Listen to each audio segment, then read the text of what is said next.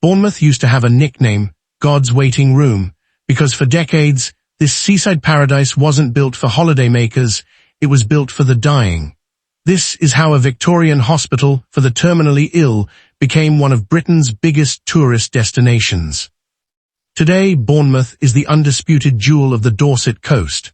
7 miles of golden sand, microclimate sunshine, and millions of holidaymakers seeking seaside perfection every single year. But rewind 200 years, and this bustling multi-million-pound tourist haven didn't exist. In fact, if you stood on these very cliffs in the year 1800, you wouldn't find a town, a pier, or a single paved road.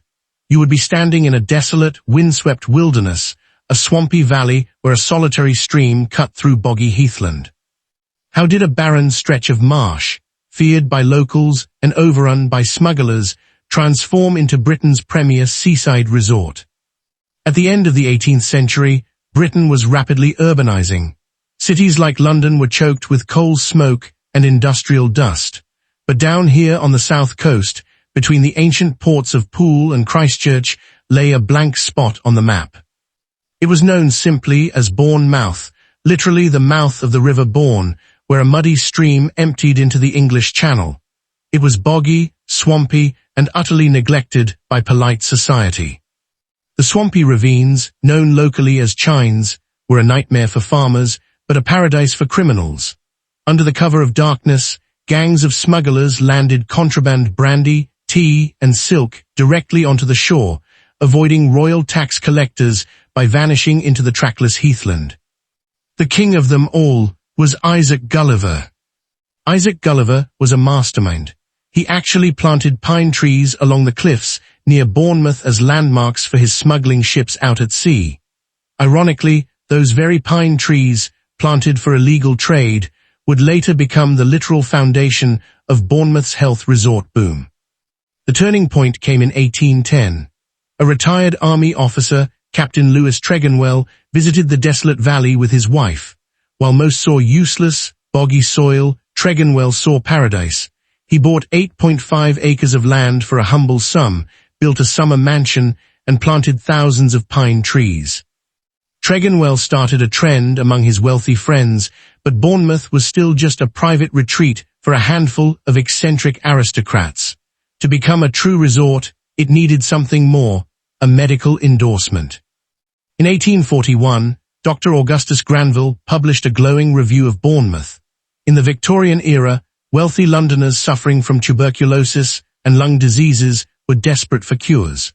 Dr. Granville claimed that the combination of Bournemouth's sea air and the aromatic sap of Tregonwell's pine trees created a unique pine-scented microclimate, a natural cure for respiratory illnesses. Bournemouth didn't start as a place for fun or ice cream. It started as a giant, open-air sanatorium. For decades, the town was filled with invalids being pushed around in bath chairs.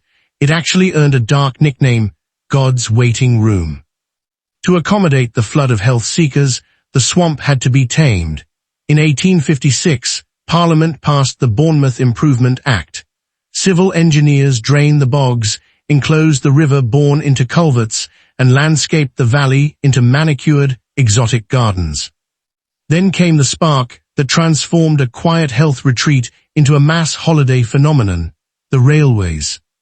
Before the railway arrived in 1870, getting to Bournemouth from London took a grueling 12-hour coach journey.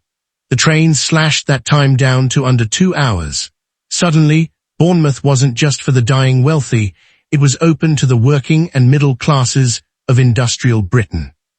Bournemouth became the fastest-growing town in Victorian Britain. Grand hotels shot up along the cliffs.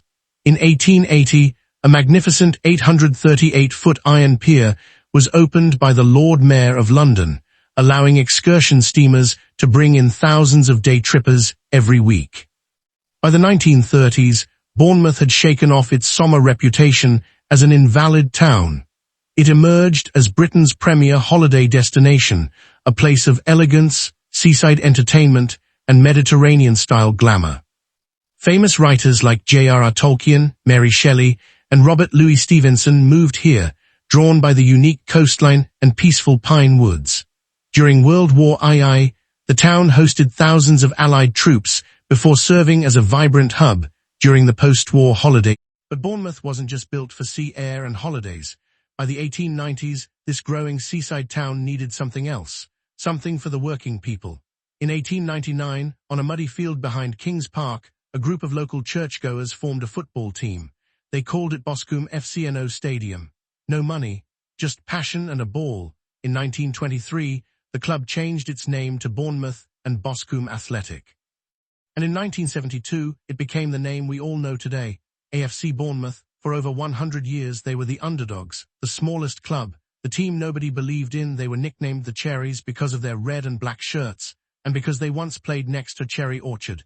Then in 2015, the impossible happened. AFC Bournemouth reached the Premier League, the smallest town, the smallest stadium, but the biggest heart in English football. From a swamp to a seaside resort to the Premier League, Bournemouth didn't just build beaches, they built a football dream. Seaside entertainment and Mediterranean-style glamour.